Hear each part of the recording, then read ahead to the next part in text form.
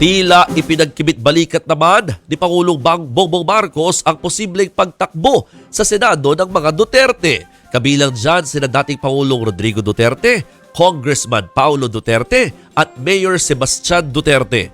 Ayon pa nga kay Vice President Sara Duterte, may plano rin daw patakbuhin sa pagka-presidente si Baste sa 2028. Pero para kay PBBM, masyado pang maaga na pag-usapan yan.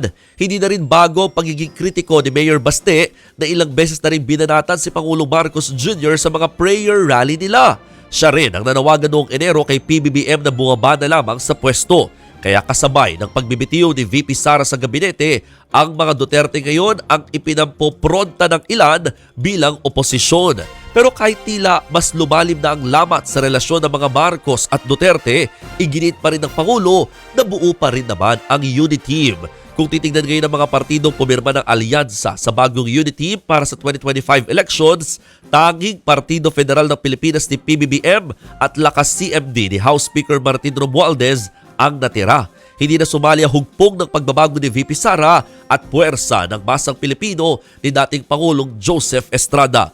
Pinalitan sila ng Nationalist People's Coalition na partido naman ni dating Senate President Tito Soto at paglilinaw naman ng Pangulo, bukas pa rin naman ang unity team kay VP Sara. Pero depende raw ito sa magiging desisyon sa politika ng Vice Presidente.